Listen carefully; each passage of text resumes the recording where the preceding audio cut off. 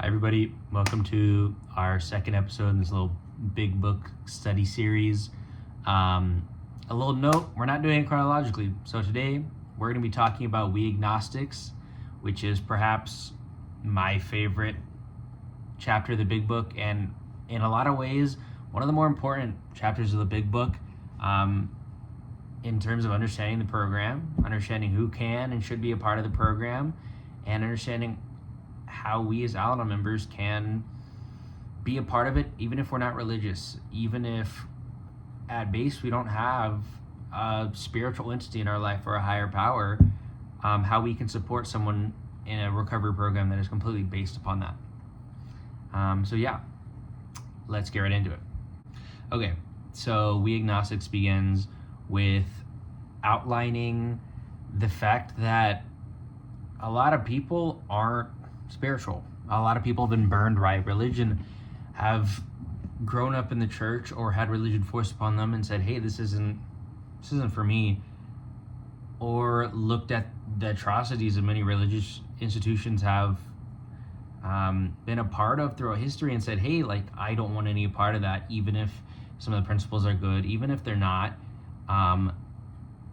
And that's unfortunate. And it addresses those people because AA and Al-Anon are spiritual programs. They have a spiritual basis. They draw on the fact or the assumption that one has a higher power and that one needs a higher power to properly recover from something like addiction, right? And so We Agnostics addresses how those things could possibly both be true. How people can be burned by addiction or by religion and not necessarily consider themselves spiritual, and then how people can still recover and develop some type of spirituality beyond religion, right? Because once again, AA isn't a religious program. It's not Christian, it's not Muslim, it's not Buddhist, it's not anything. It's AA, and it's based off higher power, right? And so it makes it very clear from the start that the founders of AA, people who wrote the big book, truly, utterly, deeply believed that a spiritual experience, coming to a higher power, is totally possible for everybody, regardless of how you grew up, regardless of where you're from, regardless of any of these things, right?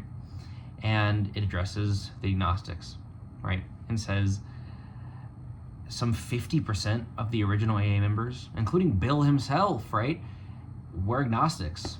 And that if you're an agnostic and you're looking at this program and saying, hey, I'm an addict, I'm a friend or a family member of an alcoholic, and I can't deal with this, I can't be a part of this because I am not religious, I am an agnostic, I don't really know what's out there, that's okay. That is something that can be but managed, right? And doesn't preclude you from recovery, right?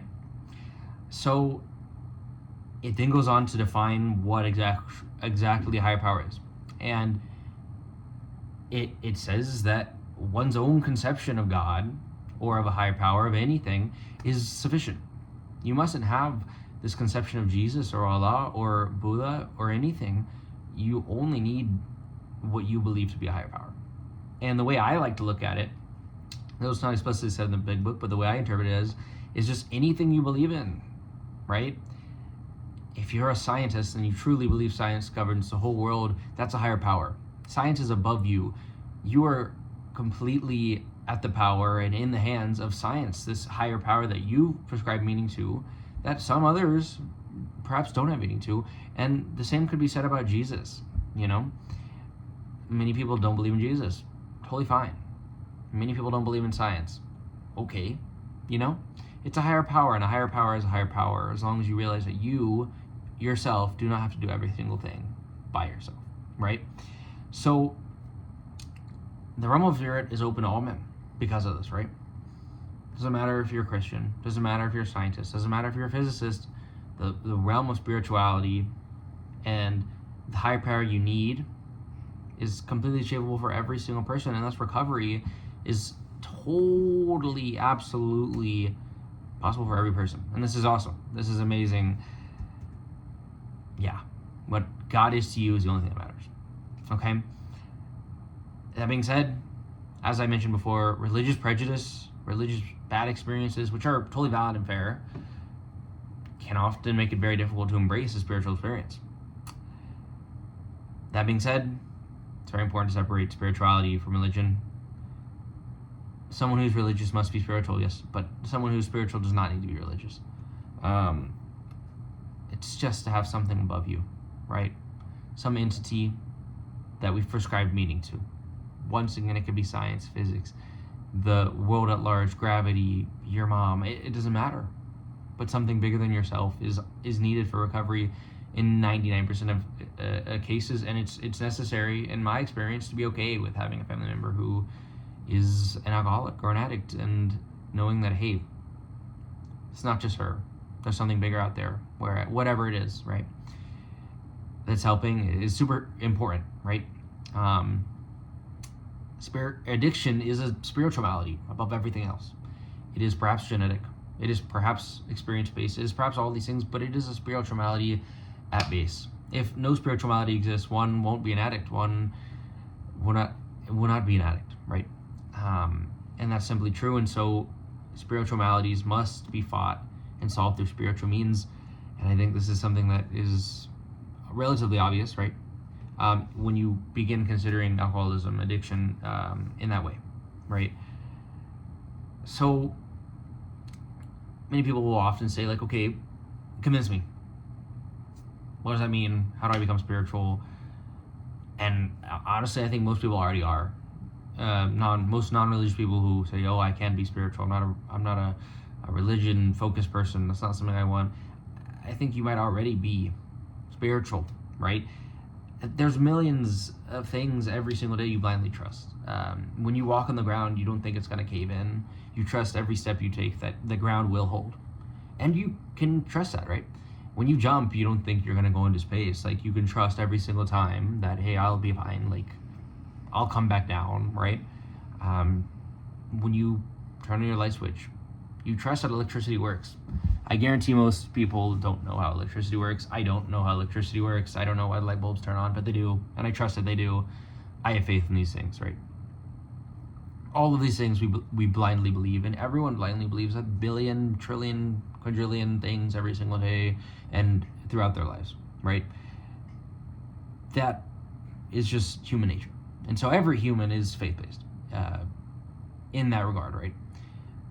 And every human thus has the capacity to be spiritual in a different way, because they're already spiritual in the sense that they know gravity exists, and they trust that it will always be there, and they trust that the sun will rise every morning, and that when they take a breath in, air will go in their lungs, and they will be fine, right? Everyone knows that. Everyone trusts these things in every single day. Thus, to assume no higher power is to essentially assume that gravity will not exist next time you jump, or that the ground below you will cave in every step you take, or that if you drink water, the water will, I don't know, not go through your body, you won't pee, I don't know, something along those lines, right? Perhaps I'm getting a little silly, but to say there's no higher power, anything out there is kind of insane, and is kind of antithetical to being alive or being human. At least I would argue so. Yeah. And similarly, one who is evidence-based, who says there is no evidence of spirituality, must look to the millions of people who have been helped by spirituality in the context of addiction. I don't know the exact number, excuse me, but millions of people have been saved and completely recovered from alcoholism and addiction under the tutelage of AA and of CA and all of these anonymous programs, and under the big book, right? If spirituality is of no aid to the human spirit, why does it help so many people? If it is not important and does not exist, why does it help so many people? Not to say that, things helping people make it exist are real, but, it's natural logic, right? If something is so influential, it must be important and must help, right? Similarly, our age, our time, is completely defined by the ability to discard old views. If a study came out that was peer-reviewed, had good science, was a randomized control trial done over many years, that showed unequivocally that cancer was caused by eating broccoli, there would be a mass exodus of broccoli from the shelves of our supermarkets. No one would eat broccoli anymore. They say that causes cancer. Let me discard this. Even though most of our past have been defined by the fact, or the idea, that broccoli is really good for you. It's a vegetable. It's great. But I guarantee that would happen because it happens all the time. The world is a moving target, and every truth is thus that. And we're so quick to discard old ideas in this evidence-based, scientific setting, and yet people struggle so innately to discard their ideas and their prejudices against spirituality, for perhaps good reason, but perhaps not logical reason, right? And this sucks.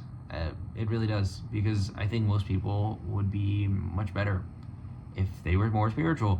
And of course, that's me saying that as somebody who is spiritual, and so I'm biased, of course, so, don't think you can't be happy if you're not spiritual. But in the context of this program, it's almost necessary, or it makes things a hell of a lot easier, right?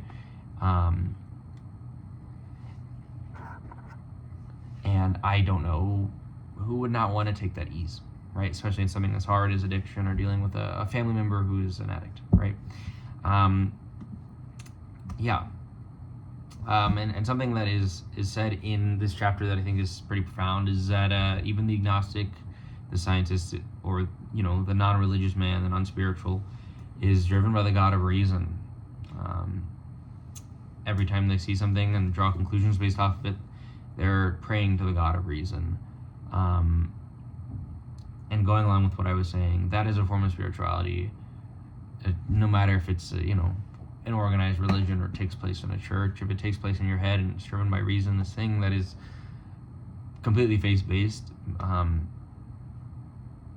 it's a form of spirituality, right? And I think embracing that, having a higher power, is just so important in the AA program and in Al-Anon and on all of these things, right? And then this chapter kind of ends with just affirming that AA is not a religious program, and it's not associated with any given religion, despite the fact that a lot of AA chapters, Al-Anon chapters, are based in churches, just because churches tend to support the program. It's not religious, right? You're never going to read the Bible in an AA meeting. At least I don't think it would be super ethically great to read the Bible or read the Torah, the Quran, or something in one of these meetings, if it wasn't explicitly said that that's the purpose of the meeting.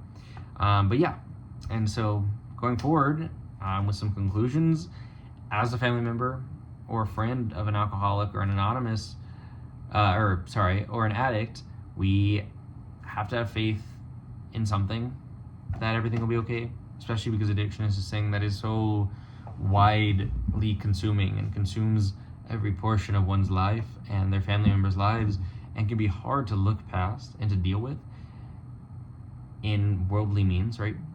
Having a higher power is just so vital, I think, in being okay and trusting that, hey, what's best will happen, or trusting that, hey, things work out, they always do. And I know that because I have this faith in whatever it is, right? It could be science, it could be God, it could be Jesus, it could be anything, it doesn't matter. But having that faith is, I think, so vital in being okay with addiction and in understanding it, right? As a spiritual malady, it's so important because it takes the blame largely off of the addict, which I think is how it should be. One shouldn't be blamed for having a disease, right? Of course, actions are different, but one shouldn't be blamed for a spiritual malady that is not their fault, right? And ultimately, I think knowing all these things can help us know that while it can be a burden, it's a burden most in the alcoholic, and that we should support them best we can, and draw on our spirituality to be okay with not everything going perfectly, right? Okay, I think that's where I'll call it. I really appreciate you watching. Like, comment, subscribe, do whatever you want to do to support, and thank you so much.